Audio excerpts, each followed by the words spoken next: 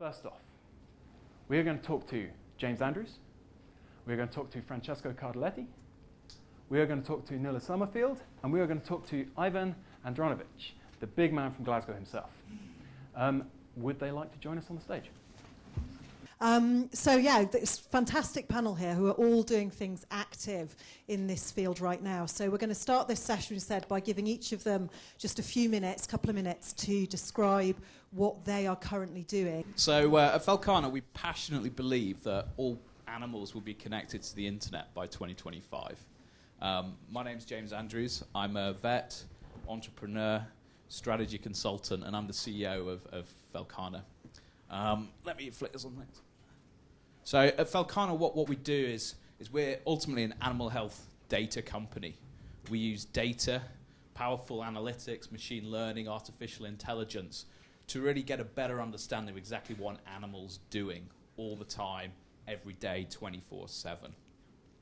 We're working with many of the leading animal health companies, pharmaceutical companies, food companies, insurance companies, of course, veterinary clinics to develop really new, novel solutions to problems that they face. Our first product we're launching imminently, which is the Felcana kit that you can see here on the screen behind me. And we have two really new, cool products that we'll be launching in 2018. I think it's absolutely fantastic what's happening today with this event here, organised by the Royal College of Veterinary Surgeons and the BVA. I think it's really cool that they're leading the discussion about tech and innovation in the veterinary space. I think it's time that really vets stopped sitting on the sidelines and watching other people innovate around us and actually started to innovate ourselves and really stood up and started to move to action and get involved. Thank you, James. Excellent. So, Nuala Summerfield. Thank you. So it's well known in both human and veterinary medicine that when GP vets and specialists collaborate, the outcome for the patient is better. And I know this myself as a veterinary cardiologist. I witness this daily. So the reality is, though, that many pets worldwide don't have access to specialist veterinary care. And so the question is, why is access so limited? In the UK, there are just under 24,000 practicing vets, of which less than 4% are recognised specialists. And in many countries around the world, the access to specialists is even less. So, have you got the clicker? Thank you. So imagine a solution that uses technology to address this problem, to enable virtual real-time consultations and collaborations between GP vets and specialist vets, and so that this interaction with specialists is so easy that it becomes part of everyday veterinary practice. This solution is Virtual Veterinary Specialists, bringing the veterinary specialist directly to your practice. Now, why was this solution so important for me why was this problem so important for me to solve? I'm a vet primarily and also a veterinary cardiologist, and I've been practicing in both private practice and academia for the past 15 years. And these experiences of working closely with general practitioners has shown me the importance of collaboration and also the desire that vets have to continuously improve their learning, their knowledge and skills to optimize their patient's outcome. Just walking you through quickly the current specialist healthcare model. When an owner takes their pet to see their GP vet, if the GP then would like specialist advice, an appointment has to be made for that owner to take their pet to see a specialist. And often this is at a separate hospital. It may be at an inconvenient time for the owner, and the travel may cause stress for the pet. Then the specialist will do all the diagnostics without involving the GP vet, and when a diagnosis is reached, the pet will be discharged back to the GP vet, and the feedback loop is completed, usually with a referral letter. Now, how are we changing this?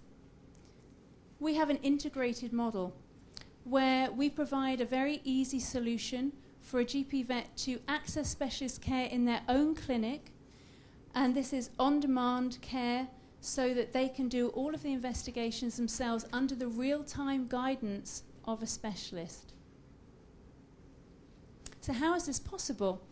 Well, using the VVS platform, we have an integrated platform that is software and hardware together, that's secure, user-friendly, and transportable. So to simplify this, basically both vets, the GP and the specialist, can have a high-quality video collaboration, and at the same time, real-time data feeds are coming in from multiple video cameras and from the diagnostic equipment, so that the specialist can see the animal, can hear the heart sounds, can see the ECG, for example, can see the real-time ultrasound images coming through, so that it's essentially like the specialist is there within the practice helping the GP vet. So it's a real-time vet-to-vet collaboration. This increased access to specialists just requires an internet connection and the VVS platform. There are no geographical boundaries. And another unique aspect of this is it provides a CPD or a sort of tailor-made learning opportunity for vets to improve their knowledge on their own cases whilst working with the specialist. And so this is quite a revolutionary concept in veterinary medicine. Obviously, there are improved outcomes for the client and for the pet. And also, I think we need to consider whether this could change the way that we utilize our nurses in a practice setting. Could we have specialist nurses who are doing more of the diagnostic workup, improve their job satisfaction, and skill them up to do more of the diagnostic techniques, leaving the specialist to do the actual diagnosis and the treatment plans? Our vision is to become a virtual multidisciplinary referral service that vets in practice can access on demand when they need help for their pets or for their patients, and also to partner with other technology companies, potentially those using or developing connected devices and sensors who share that same goal of driving the profession forward using technology. We've just finished a proof of concept trial with a large veterinary group, Medivet, in the UK. What we know from that trial, we're very confident this works. The feedback's been fantastic from the vets we've been working with, and we're in discussions now about rolling it out further through their network. Thank you very much. Thank you, Nuala. Hi, my name is Francesco. I'm the co-founder and CEO of Pawsquad. So I'm not a vet, but I've spent the past 3 years working closely with pet owners and vets to develop what we think is a more efficient or perhaps more convenient primary care model. At the moment, Pawsquad is a platform that connects vets with pet owners via online consultations, both video and text, as well as home visits. The reason why we're doing this is because when we looked at the veterinary system from a pet owner standpoint, we identified some pain points that for us were important to address. One of them was obviously the access to expertise. And when, from a pet owner standpoint, sometimes we struggle having to reach out to a vet to ask questions or second opinions or just to release some of our anxiety, whether because we feel that the vet is not going to give us the time of day or the vet is busy or whatnot. So we end up using Google to find out that a little mole on your head might be cancer, right? So in order for us to avoid this gap of information, we thought that connecting pet owners to vets over video could be a good way to approach it. Similarly, we then decided to move on into the home visit service to provide a service that was less stress for the pet owner, and less stressful for the pet, and certainly more convenient for the pet owner. I'm sure you guys can be familiar with the fact that if that little pets and particular cats do not like to visit the vet very much, and that you as a professional with kids and with animals struggle sometimes to fit your these vet visits into your schedule. And therefore, we thought that sending a vet to your home was potentially a good way to address the problem. Now, what we're seeing at the moment is that through this combination of online consultations and home visits, which can live both as separate products, but for a home visit customers, they are an integrated product. We are seeing that around 40% of our patients haven't seen a vet in over 2 years. So which clearly we're bringing into the under veterinary care more pets than there currently are. The other benefit of this model is for the vets that work with us. We don't employ vets, but we allow them to work and to build their own practice. We provide them all the tools that they need to do so. So in a way, we think of it as a practice in a box. So our technology allows, empowers vet with a practice management software, with a client management software, with a one-on-one communication layer, with a payment processing, scheduling, anything that you would need to book a consultation, conduct a consultation, and do a follow-up. And the benefit, of course, is that the vet, in working this way, one can, again, jumpstart the practice with very little risk or investment. Two, they can set their own schedule, and in doing so, they can have, we think, a much better work-life balance. Now, why we are excited about this as a business is also because what's behind all of this is our technology. And our technology allows us to do two main things. One is that we can scale from 1 to thousands of vets without really increasing any human cost. So we can grow really big, really fast. And two is that it allows us to capture data and analyze data so that we can build care programs or other services that are tailored to one specific pet. And given that we see our role or our vision into veterinary care as a more preventative focus, we think that this is a very important pillar of what we do. So, thank you. I'm a passionate engineer, and Craig and I co-founded a company, Silent Herdsman, about 10 years ago, and we were involved from day one to define the need, the product, feature set, launching a company, starting a company, and then manufacture, marketing, sales, and then we sold the company to a large organization in the last couple of years. So what I want to do is share the high-level findings and learnings of a very enjoyable journey. And there are some engineers are notorious in generating acronyms and bamboozling folk. Hope I don't do that to you. Sorry, I can't even press the buttons properly. What is the need? Well, the need is quite simple because the world's population is going to project to grow beyond 10 billion. And in order for the agricultural domain to provide sufficient food security, they need to grow by 70% in the productivity. So that's the higher level need. But if you look at the farming community today, we targeted beef and dairy industry, predominantly the dairy industry.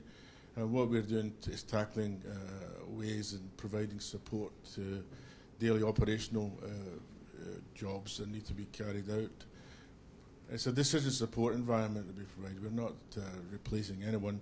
We're enhancing the efficiency of their impact of their knowledge and their hard work. So we're talking about variation. The feed's an important one for beef. So if we get all the animals to optimum size and shape and quality at the same time, it's amazing the amount of impact it has in the revenue stream. For the dairy industry, fertility was a problem. You need to keep the dairy animal pregnant in order to create more milk yield as well as its health. It's all about fertility and the health of the animal because they both impinge on the productivity of the milk yield, which is the final goal here. So technology is not the problem. I love it. I know it inside out. So if you look at the recent trends in the agricultural domain, I don't think Greg was joking. You have autonomous combine harvesters now, GPS driven. They go and do the job. These are elements which are penetrating. And let's not fool ourselves, guys. There's an awful lot of things happening out there. People are embracing technology. Some of the sectors are more so than others. But the technology has gone down in price, has gone down in the amount of energy it uses. All of these things are conspiring to give you a cost-effective solution. My problem has always been the adoption rate, and I'll come back to that in a bit. So what is Silent Herdsman? It's a really neat piece of engineering elegance. Okay, so basically, we put a collar around the neck of an animal using the wee accelerometer that your kids usually play with. We measure the three-dimensional position of the head, and from that, the statistics of that can tell us when it's walking, when it's standing still, when it's lying down, whether its head is up and down. And from that, we've developed algorithms which tell us with 98% accuracy that the animal's on heat. We didn't stop there. We evolved the product from the same technologies that we use. We've got advanced software that allows us to tell you how long the animal's been eating for and how long the animal's been chewing the cud. Now, we haven't done this on our own. We've done this in partnership with animal scientists, with herdsmen, with vets. You've all been part and parcel of the definition of what's important, what the feature set should be in order to gain value from it. Once we do that, smarts on the collar, so we talk about smart collars willy-nilly. This is out there, it's on 500,000 cows. It downloads one piece of information to a local PC saying the animal needs to be inseminated in the next half an hour. If the average eating and rumination profile drops by 20%, which is down the bottom here, it sends an automatic alert saying, get the vet out quick. Right? It's gone off his food and it's stopped breaking down the food it takes. So we can set the thresholds and stuff. So we've saved animals from dying because of it, and we've empowered a healthy relationship between the farmer and the actual vet. As I say, simplistic electronics in there. We don't want to do anything too complicated because of manufacturing costs. The elegance is in capturing your knowledge. It's in capturing the knowledge of the herdsman. It's capturing the knowledge of the vet. What's important? They talk about artificial intelligence. They throw that about willy-nilly. The trouble is, as an engineer, I can give you a blind piece of software that looks at data and gives you 70% accuracy. If I talk to the vet and understand what he's looking for, I can get that beyond 90%. I can tell you with 97% accuracy how long that animal has been chewing the cud. Okay? And it's because of the close way of developing technology. It's not a single-stranded development. It has to include the people who know and understand animals, who work with animals. They need to feel ownership before the adoption becomes. So just to feed in nicely to the next panel, we look at it in a holistic way. We've learned an awful lot of the methodology, how to develop these things. So I can relate a whole bunch of different data streams, and we talk about big data again now. But this big data is a fallacy also. Stifle as much of redundant data as you can. Do it at source. So we've got a sensor, which is an accelerometer. We've got artificial intelligence software, which is at the collar and only sends bytes of information as opposed to terabytes of information. We get it wirelessly to download into a local PC. We can sync that local PC with a cloud-based database, and the farmer can empower you by having you access to that and the secure login to that same data. And that's the way things are going. Okay, so the technology is not the issue, guys. We need to be able to engage with the end users and respect their needs, listen to them, and everything else will follow on. Thank you. Right. So pass that back on to the left. Okay, right. So that's a brilliant introduction from, as I said, 4 people who are very active in this field already. Thank you guys so much for keeping to time as well. So we've now got around about half an hour to have some questions. And I thought, I've got a bazillion questions, to be honest, but I thought it'd be much fairer to see what you guys all wanted to talk about as well. So we've got 3 main areas, kind of telemedicine, wearables, and big data. And so I thought maybe if we could try and spend about 10 minutes concentrating on each of those areas. Questions, it would be great if they could be I'm sure people may have very specific questions on these different projects, but actually I think for the purposes of the debate, the more general the questions can be about this space and how we're starting to move into it would be excellent. So to save me asking questions, has anyone got anything out there that they're burning to ask? Yes, Gwen. Have we got a microphone shout? Oh, thanks, Ian. It might be quite useful to know how you derive value. What are the business models of each of yours in terms of how that appeals to you, but also to the veterinary practice? Okay, so shall we start? Let's start at the end with Nuala for this one, and we'll work our way on. So in terms of the benefits that our business gives to the practice, there are a number of benefits. Obviously, there's a financial benefit because the revenue from the referral is shared with the primary practice.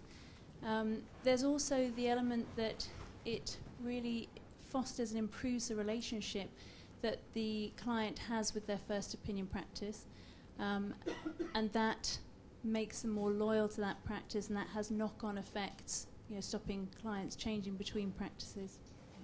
It improves owner satisfaction as well, because they're not having to travel. And there's for us also, one of the big benefits of the business model is the built-in learning opportunity. So people are getting, I suppose, tailor-made CPD, and often practices are spending a lot of money sending their vets out for CPD. Now the CPD coming into the practice is tailor-made to exactly what they want. Excellent. James? So we provide value to vets through primarily the data that we're collecting. So, for example, we can tell you how frequently your dog or your patient is visiting its water bowl, and we track that very accurately over time. And if there's a deviation from that, normally it will go up. We can provide that data to you as a vet, so you can be a better vet. You can diagnose things more efficiently, but you can also monitor responses to treatment. So, let's say, for example, you have a cat with hyperthyroidism.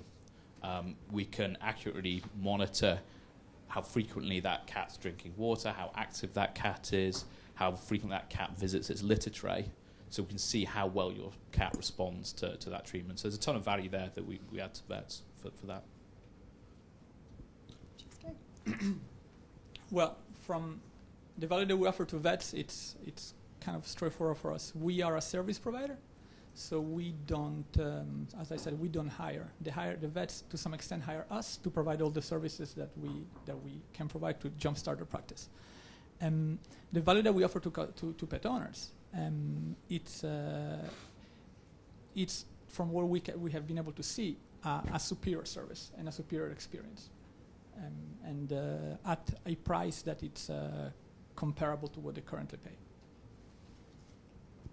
I'm sure most startups find difficulty in getting market traction, so the farming community are tough customers. So basically, the first question they ask is return on investment. And given that fertility is a sort of yearly cycle, we had to really monitor what was going on and determine the impact of the increase in pregnancy rate. So fertility was a major issue. So as I said to you before, if you can get the Calvin index down by 40 days, then it's that animal's 40 days more in milk, and it's £100. So the return on revenue, there's no way of getting around that. And the way, depending on the performance of the farm, the return on investment for these systems are anywhere between 9 months and 15 months. The high-performing farms, if you take 10 days off, you're doing well. Now, with respect to the veterinary community, this is just a platform for me. It's the start of a variation of business model. So when we were VC-backed, they were salivating at the concept of having a recurring monthly revenue. So we toyed with the idea of giving the hardware away and asking them to pay so many pounds per month for that impact on their business. It's got to be validated first. And based on this sort of platform, when you take the engine as the individual animal, if you start to merge it with bull, pedigree, etc., or in fact empower or allow the vet to have a look at the same data, we generate a health alert. It's not necessary for a farmer to be involved in that. If I can give you the vet the health alert, you will go on the farm naturally and fix it without the farmer even knowing. So there's service models to be explored, but I say culturally, it's a challenge. They're quite happy with a milking robot because they can poke it. Yeah? When you talk about the value of data, they just glaze over. Right? So I think it's a long, long way to actually get traction with respect to a recurring service-based model for the. Now, there are concepts you can throw about bundle services. I mean, you can, part of a TV service, you can have an animal health service. But these things are foreign. In fact, connectivity is fundamental. Sometimes you talk about internet and cloud as if it was straightforward. It's okay in the city. But you go to some farming environments and it's really poor, and it's a disgrace, to tell you the truth.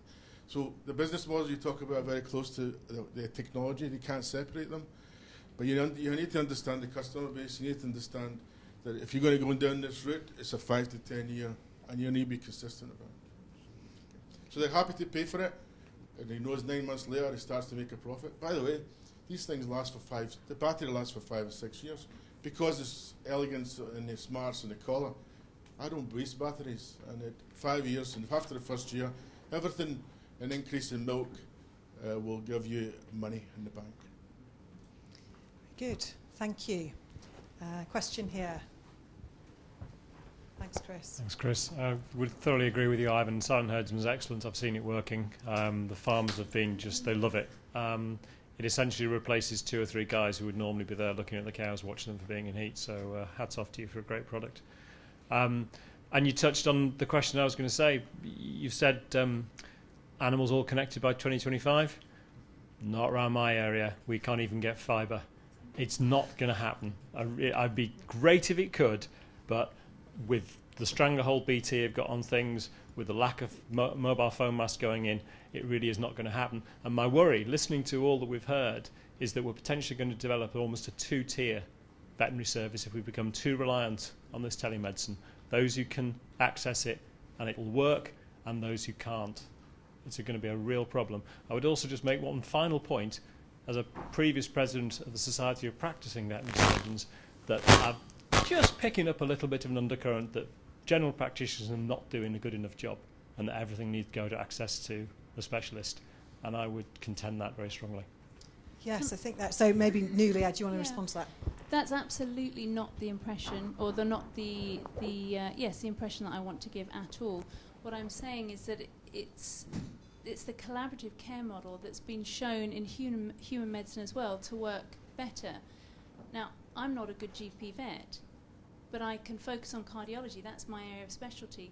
But I certainly, would not say I'm a good GP vet. I think it takes people with all their different skill sets working together. So it's absolutely not a them and us. It's let's work together and let's find ways to make collaboration easier. I think with this very segregated business models that we have with first opinion practices, specialist referral hospitals, it's I find from my experience in working in these referral hospitals, it can be very difficult to get that collaboration going because there are few incentives to collaborate if you've got a busy clinic schedule and somebody's calling you for advice. These types of technologies allow us to collaborate much better, and that can only bring benefit to the profession as a whole. Okay, thank you. And I guess we probably can't answer the question about digital coverage by 2025. That's probably not our field. But I think that's. But I'm not sure we can.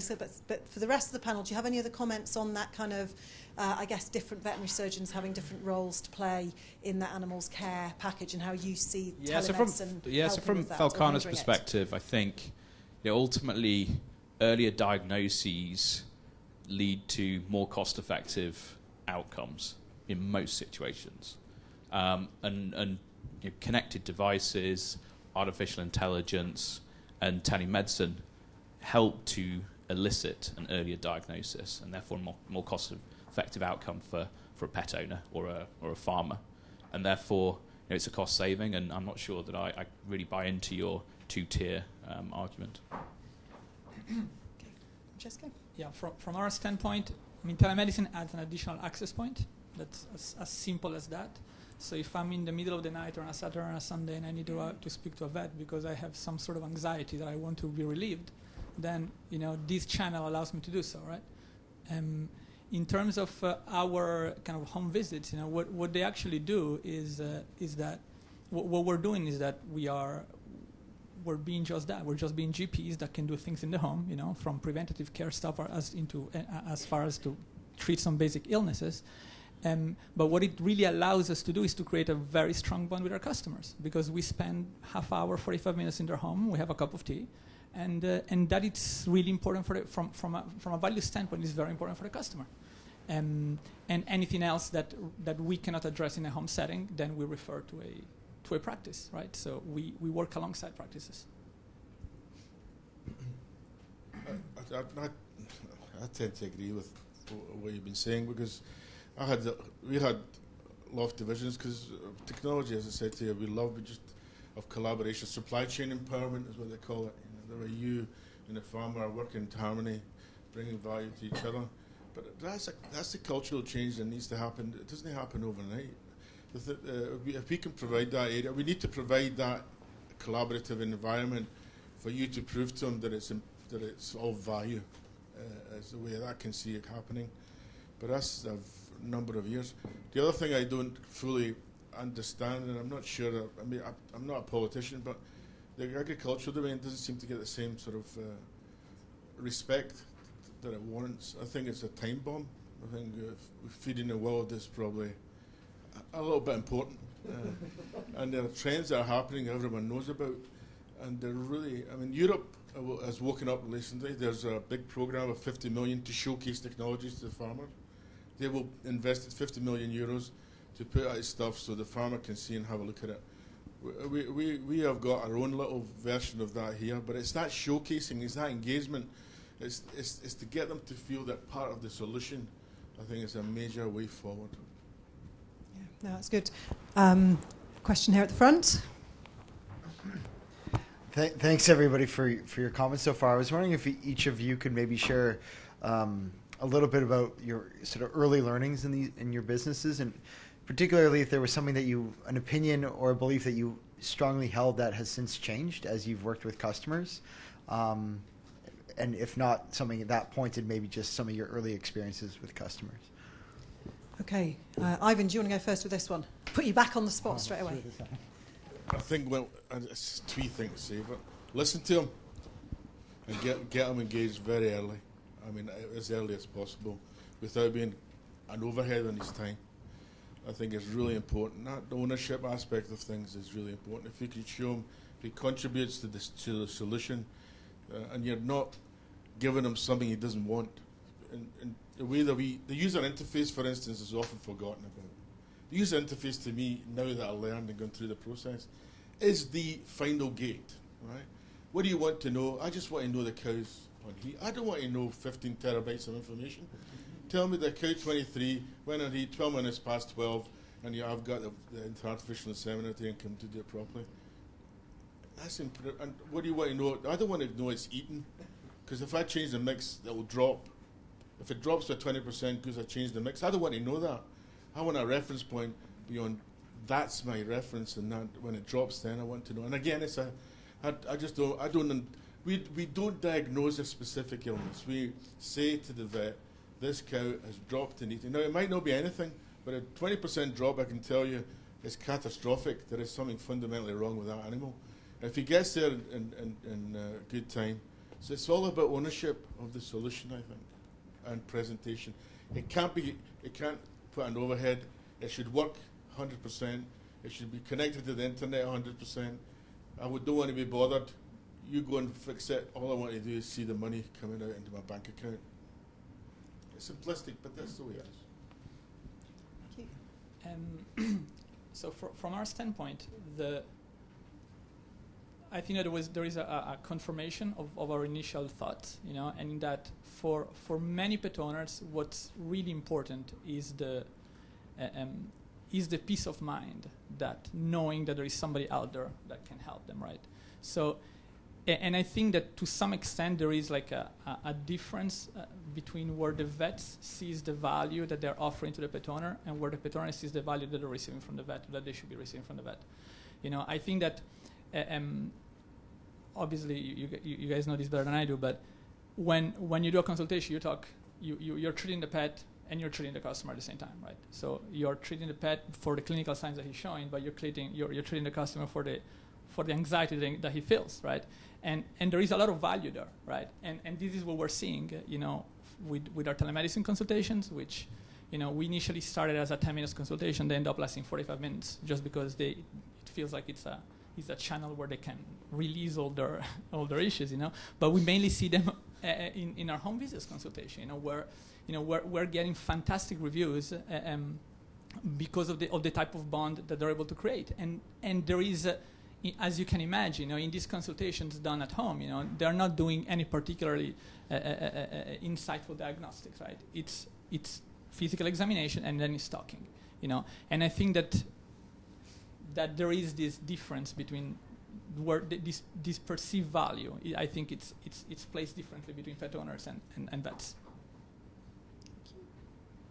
Yeah, so we spend a lot of time talking to pet owners, vets, and working with dogs, cats, and animals to really make sure our products are entirely designed and built around them. Because if you don't do that, it's just not going to fly. So we have spent hundreds, if not thousands, of hours in pet owners' homes, just sitting with them, understanding what their problems are, understanding how they solve those problems today, and really sort of getting to the bottom of it. And what you find through those exercises are, A, your initial hypothesis may well be wrong, and then you have to do a bit of an about turn and go and do something else. But also there may be product attributes that you kind of thought would be cool, but you're not sure how important they are. And they actually come out of the woodwork as being super critical. And you just find stuff out that you never knew you would. So investing tons of time in sort of human-centered design is absolutely critical. Thank you. So, again, this idea came to us out of talking to lots of vets in practice and their desire to work up their cases to a higher standard in-house rather than having to send everything out. So I knew that before we started, I knew that the idea would work and it's what people wanted. I worried about the technology. I'm not a particularly tech-savvy person, so I worried that vets might see that as a real hindrance to embracing this service, and I've been totally wrong with that. Our platform is very user-friendly. I think the user experience is very important, but they have embraced it no problem at all. You know, the nurses as well have really enjoyed taking, I think, ownership of setting everything up, looking after the equipment, and that's been a real learning experience for me, because I think often when we think about how we will, how technology will come into the veterinary profession moving forward, we worry about, as a profession, how will we embrace technology, but I think we will do naturally. I think we're very adaptable people. We probably don't give ourselves credit for it. If you think in your standard practice, you're going to have an X-ray machine, an ultrasound machine, and a blood analyzer, and a practice management system, and we all just use those things. We learn to use them. So I think we'll use emerging technologies, and we'll deal with that fine. Thank you. Thanks for the question. I think we had a question over here. Can I have the Chris? Can I squeeze the box? Woo! To show my dreadful throwing skills. Yeah. Ian, I think I wouldn't worry too much about the fibre. I think that there will be, I'm certainly working with a couple of companies at the minute who are looking at other forms of connectivity, even in remote areas, for their connected devices. So I think that's one that technology is almost kind of overtaking technology in some ways. Just if the panel could just in one sentence each, I think that there's probably either here in the room or online there will be a number of vet entrepreneurs. We heard from Gwen and Greg about how innovative we are as a profession and how adaptable we are. But I'd just be interested from each of you just to hear, once you had your good idea, how did you get to where you are just now? Great question. Let's start with James for this one, and I'll come in. So it might be a bit tough in one sentence, but I'll try and keep it to a couple. A lot of market research. 2, developing a half-decent financing plan, like how you can actually pay for what you need to do. And 3, hiring the world's best talent. If you're not hiring the best people in the world, it's probably not going to fly. Excellent sentence there. Not too many subclauses. Nuala.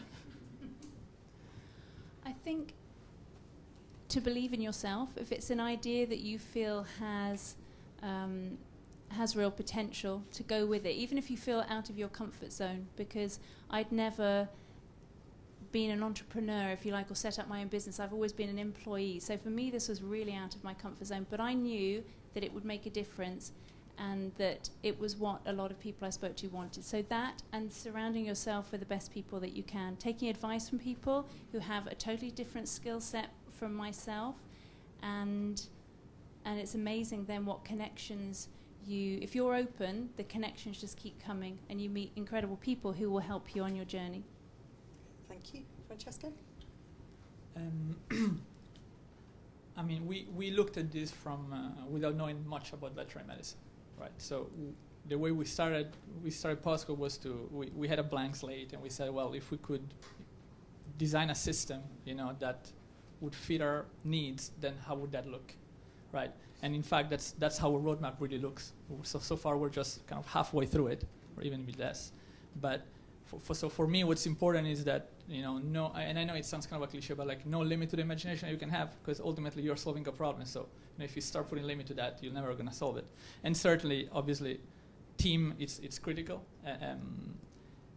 for us, and to some extent for us in particular, that as in me and my team that came through this without the knowledge of veterinary.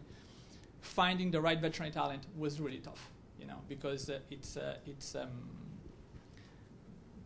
a unique, to some extent, it's a unique talent to be able to see the entire process through, from being very strong clinically to understand how to bring a product to market, to how to communicate the product, and so obviously team for us was critical, and needless to say, you need money. Engineers are weird.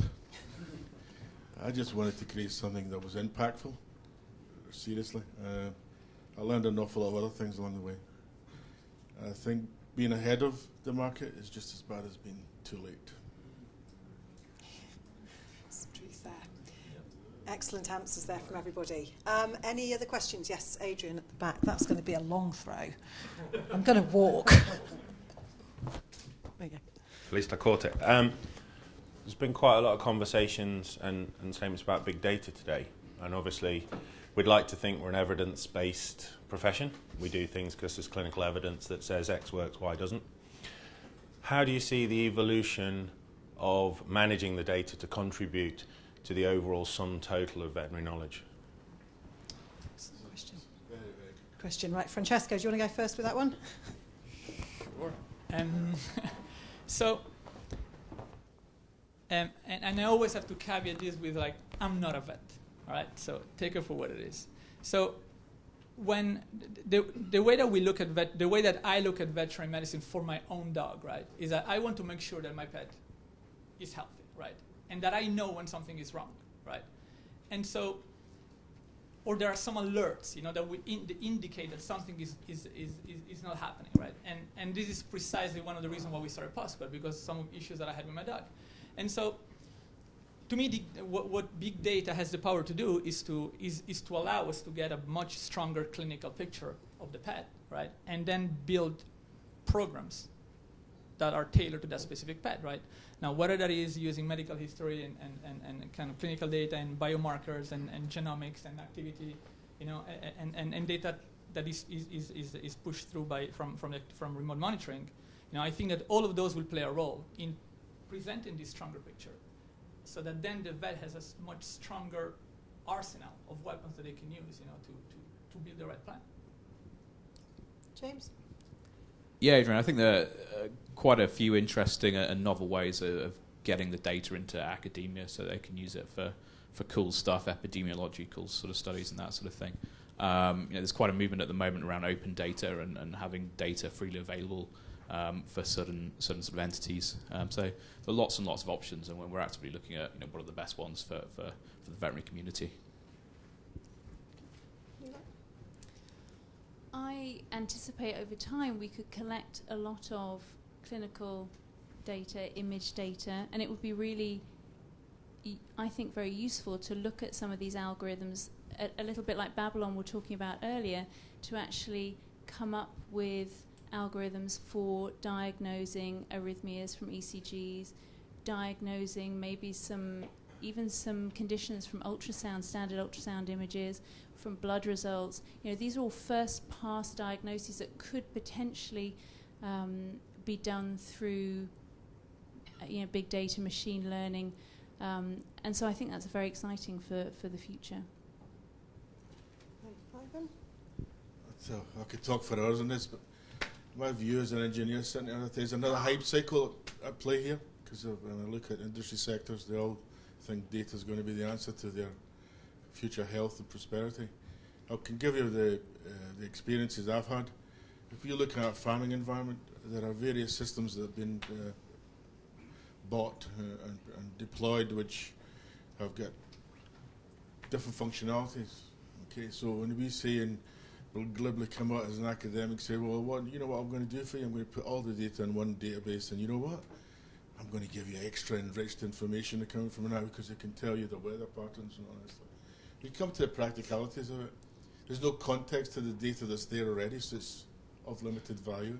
You can't get access to it because the guy who's created the schema is probably passed on. Okay, so you're dealing with legacy practices and legacy technologies, which hinder these big highfalutin. I'm not arguing with the principles. The principles are strong. Okay, if you give me a white piece of paper, I'll get it done. I'll get it done quickly. In fact, if I can go back to here.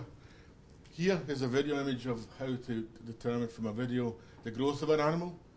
That's a feed mix that tells you what's the constituents of the feed, as well as how much the animals have eaten it.